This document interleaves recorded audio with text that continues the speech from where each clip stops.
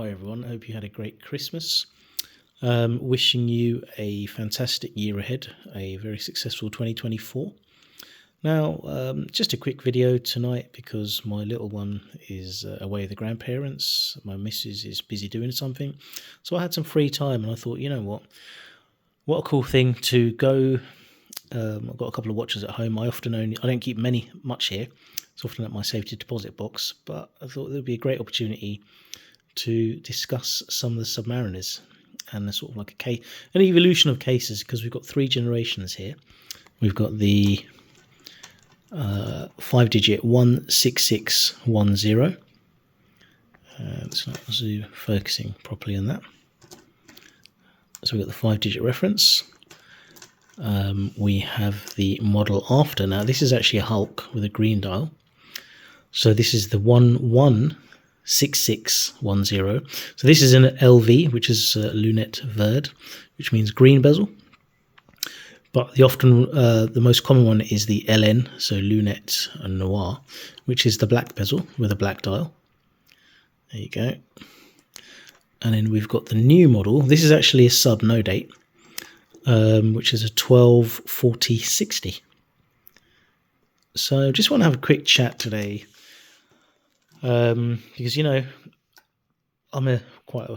obviously a watch enthusiast, and the whole point of my channel is really just to talk about watches, and it's really there for the community to maybe find some of my videos useful, or if you're looking to buy a Submariner, or you're already an existing collector, or you're just interested in general about the Submariner, because look, at the end of the day, it's an iconic watch. I do feel that as a watch collector, even if you might be anti-Rolex, you can't stand them, you've got to try a Submariner on once in your life, or even if you've got the opportunity to own it. These are dream watches, and I work very hard, and I'm fortunate enough to be able to own them as part of my collection. So yeah, look, it's just really quick video having a chat about the different models and what they mean for you, as in with the average wrist. My wrist is 7 inches, and I'm just going to talk about how the case has changed and what I think. Just what's my personal opinion of it, and what do I think, who they suit, and what to do. Just a general chat, just a general conversation about them, because I don't want to go to too huge amounts, not massive amounts of detail, but all right. Anyway, I'm blabbering on here. So let's start with the 5-digit reference. So this is a 16610. This particular example. So these are all my own watches. I bought this probably about 2 years back from a good trader of mine. He actually sourced this from me, and he got it from Japan, and it was in very, very good condition. I don't know if you can actually see. So what's nice about the 5-digit references is, yes, they're 40mm, but you actually have a really nice chamfer on the case. Don't know if you can see it there, which you actually also find on modern day Tudors. So the Black Bay 30, Black Bay, or a lot of the Black Bays. So the Black Bay Pro, the Black Bay 58, the 54, rather than just a flat sort of flank, which slab sided, these 5-digit reference Rolexes. So on the Submariner, the Explorer 2, the GMT, possibly the Datejust, I'm not sure, and also the Sea Dweller, you get this really sort of nice chamfer on it. So as you can see, classic kind of watch. Has the jingly jangly sort of bracelet, stamped the clasp. But this is a really nice example. This is 2003, I think, off the top of my head. So it's got the solid end links, and you've got the drilled hole lugs. So I think it's pretty much the best of both worlds. I had a 2008 model with the engraved rail, but I actually prefer this model because there's actually 8 variations of this dial for this model. And I think this is a Mark III dial or a Mark IV. So it has obviously Suma Luminova but you've got actually thicker text. It's more bolder and almost cartoony compared to some of the later ones. But that's me. That's when you know you're a bit of a Rolex fanboy or are quite into your collections. Such you notice the different dials. So yeah, nice condition. Not much bracelet stretch actually on this. It's actually very nice. Hardly any. I will put it on in a minute, but just to have a chat, about Submariners. So if you're thinking of classic, I'd say the last 5 digit is probably one of the easier options because they're quite common, reasonably affordable if you shop around, and it's still serviceable with the 3135, and you can actually still use this as a daily watch, and you can go swimming with it, etc. You shouldn't really have too many issues. So that's that one for now. Just give you a zoom in again.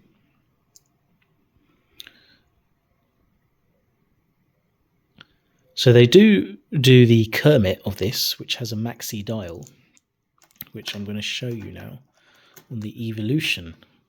So the next sub is the first 6-digit sub, the 11 series.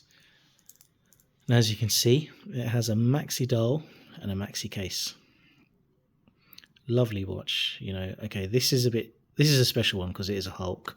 You have that fantastic green dial, but you do get it. The most common one is going to be the black dial, black dates. You do get a no date on this sub. You also get it on all subs have no dates, which is actually probably the original Submariners, so the no date ones. So as you can see, stunning watch. First one with a ceramic bezel, maxi case, much more modern, a lot more high quality in terms of fit and finish. You've also got the glide lock clasp, which you can't really see here, but yeah, you've got the option to adjust the bracelet to your needs. I'm going to put them on and I'm going to discuss what they feel like when you wear them. So here you go. That's the 11 series.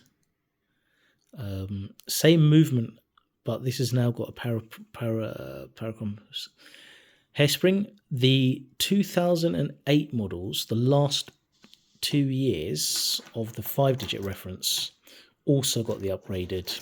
The one with the engraved Rahal also got the updated 3135 movement with the Paracom hairsprings. So as you can see, that's the Hulk there. Thicker lugs.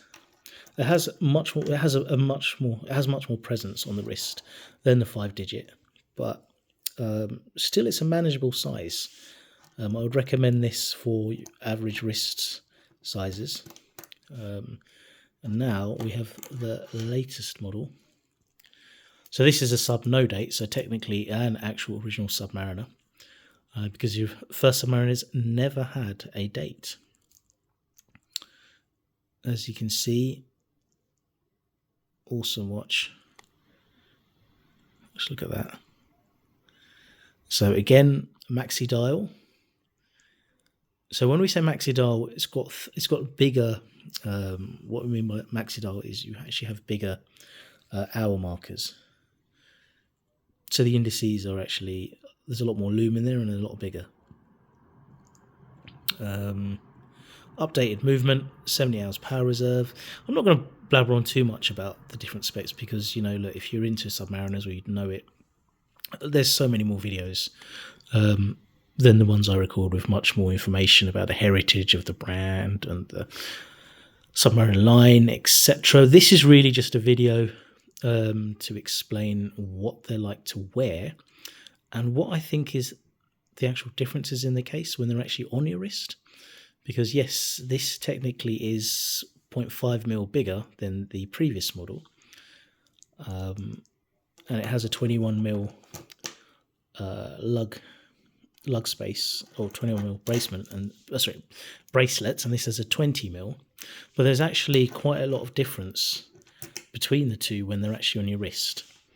Actually, between all three, to be fair.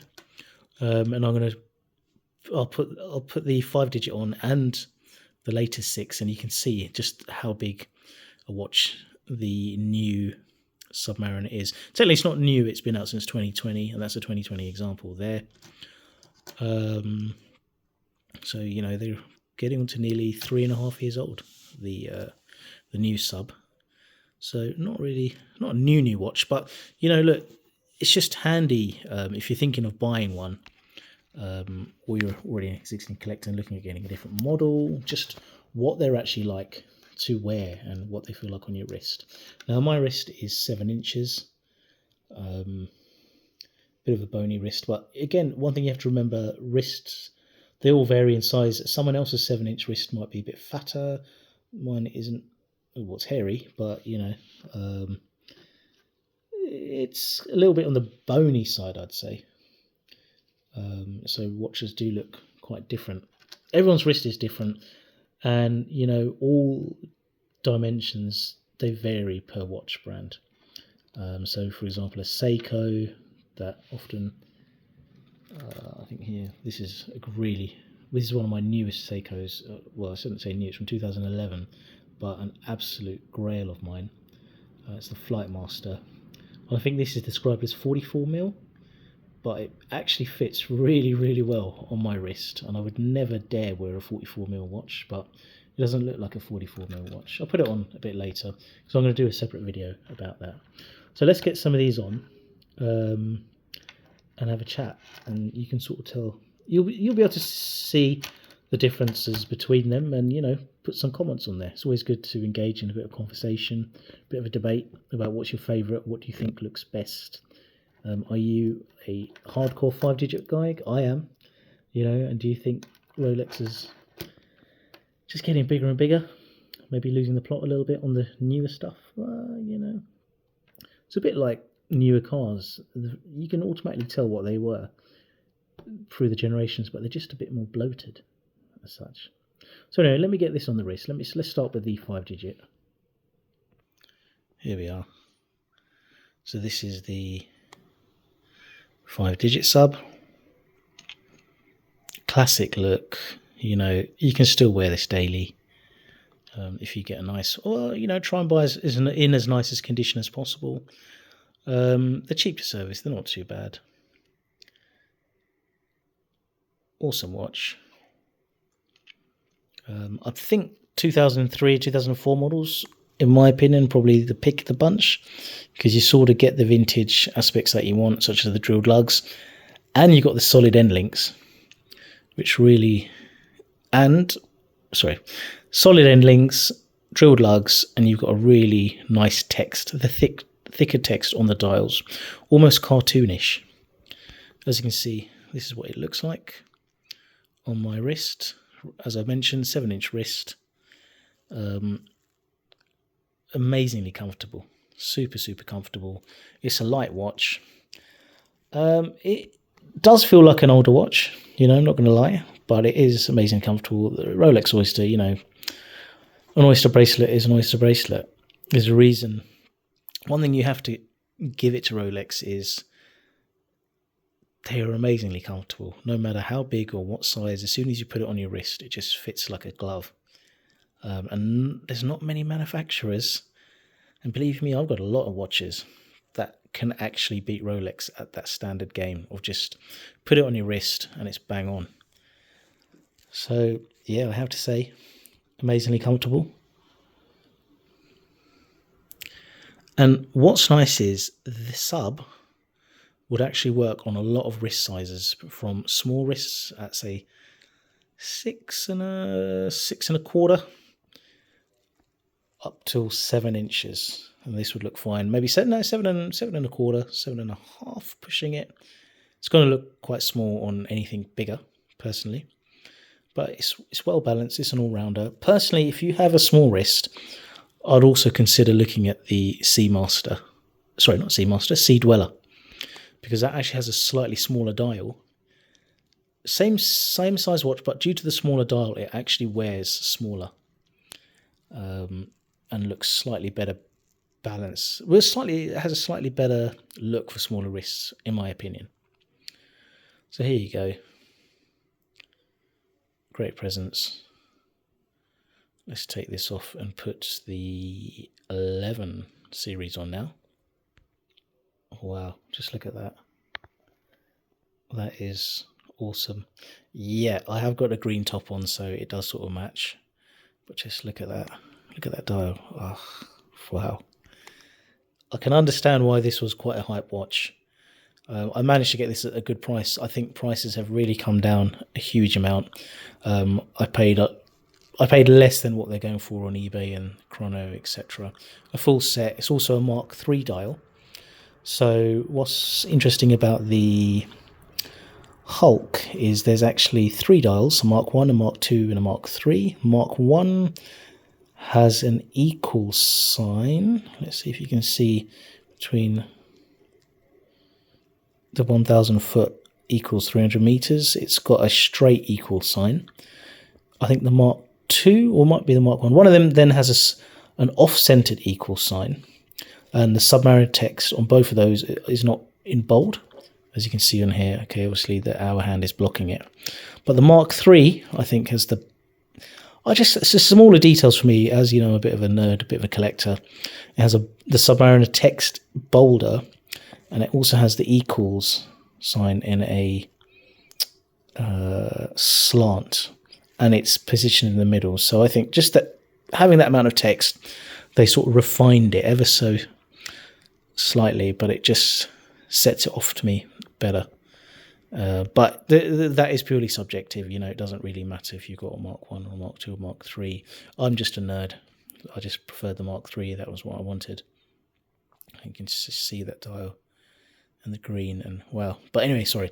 We're not generally talking about it being a Hulk. We're talking about the actual 11 series sub. So as you can see, it's actually grown. But again, it looks perfectly fine on my wrist, which is 7 inches. I think if you've got a 6.5 inch wrist, it would look perfectly fine. Maybe 6.25, pushing it, but definitely in a 6.5 onwards. Very well, very nice. It's got a 20mm bracelet, thicker lugs, but they're not too bad, to be fair to it. One thing I would say though is, due to the bracelet having, the bracelet has got a nice taper, it does look nice, but where it's 20mm and it goes down to about 16mm, sometimes I find that when you're wearing the watch, it can actually slide down on your wrist. I know you can adjust things with the glide lock, but it does slide down just that bit more in comparison to the latest model. But that's only a small sort of thing. But I would say if you've got a 6 3/4 to 7, maybe 7 1/4 wrist, not 7 1/4, just a 7. This is definitely a good size. And it has got presence. You can see that it's a lovely watch with a good taper, glide lock clasp. Also the clasp, I don't think I need to center it a bit more. Is that little bit smaller than the newer model.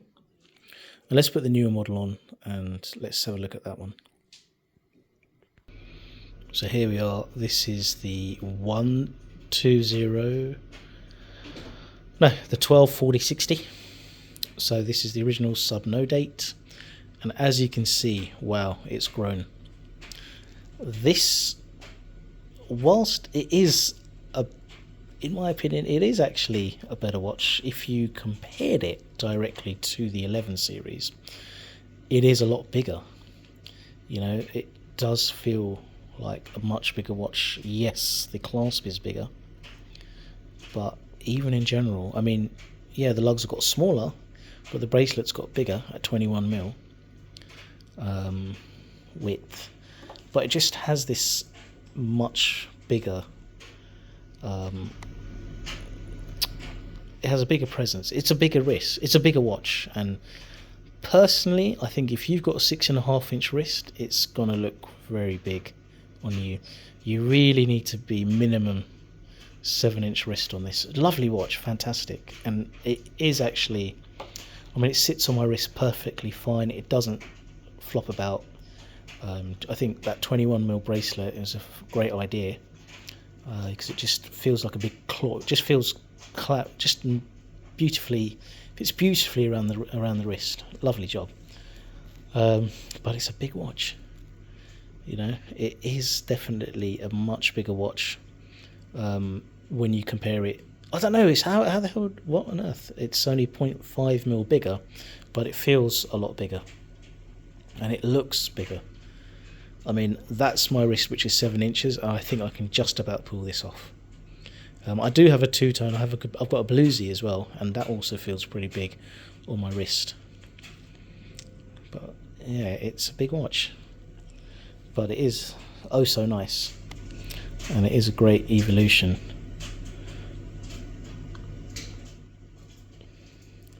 But what do you think, guys? I'm sure you can automatically tell. Look, it's a lot bigger on my wrist. I'm going to go straight back to the 5 series now. Sorry, the 5-digit reference. Not 5 series, we're not talking about B&Ws. And you'll just be able to see how it's sort of grown.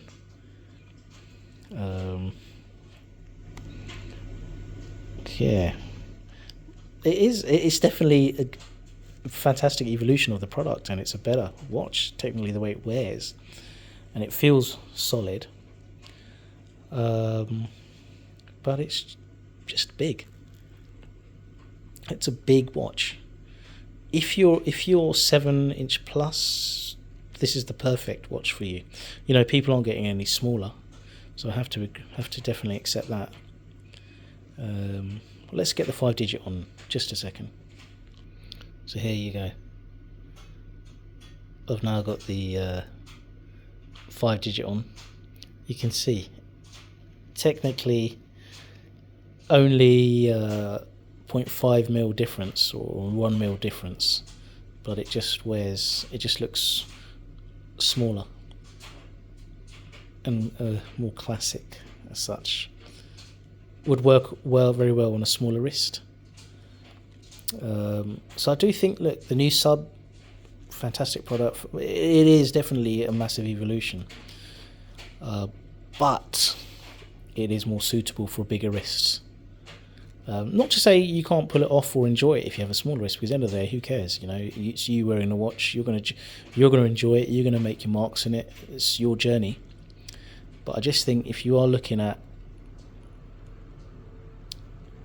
how it wears, if you've got a smaller wrist and you want something a bit newer, as in more modern feeling, probably go 11 series. Not necessarily with the Hulk, but you can definitely get 11 series dates, black dials for very good prices now. So up to about 7 inches, my preference would be going with the older model. But if you've got a bigger wrist, you got to go with the newer model. But again, there's no wrong or right. The newer model, as much as the journalists do talk about it being better, it is in a way a more superior product, with a longer power reserve and just the way it wears. But it's bigger, and how it's supposedly only 0.5mm bigger, which it is, it has a much bigger presence on the wrist. But anyway, look, this video is I've now been going on for about 24 minutes. So look, thank you very much for watching, guys. As I said, it was just a quick chat about the Submariner, or quick chat, be going on for 25 minutes about it, but it's just really there to kind of help you. If you're thinking of getting a Submariner, or you're interested in Submariners, or you already have one and you're just thinking, oh, maybe I want another one, or want to just change, or just go out and get an idea of what it would be like to add a different model to my collection. Hopefully this helps. And I did show a really nice Seiko, the Flight Master, so let's get that on the wrist. As you know, being a watch collector, life isn't only just about Rolex. You know, people might think, oh, that's too many, it's too many subs, but I do like subs, they are great. But wow, look at that, this is fantastic, and it's in absolute mint condition. Really lucky and pleased to actually have this, and I got it for a very good price. The prices of these have actually dropped substantially, and it is in fantastic condition. But again, this is a, I think, 44mm watch, but it looks small on my wrist. Not small, it just looks perfectly proportionally great sized. But yeah, I'll do a video about this Flight Master. But that's the thing, size, I mean, you can just never tell with manufacturers and their dimensions, etc. So anyway, guys, look, thanks for watching. Please do comment, subscribe. Will encourage me to release more videos, and I hope you found this useful, the video about the Rolex Submariner, and just really just comparing the 3 generations side by side. So thank you very much, and as I said, Happy New Year to you in advance.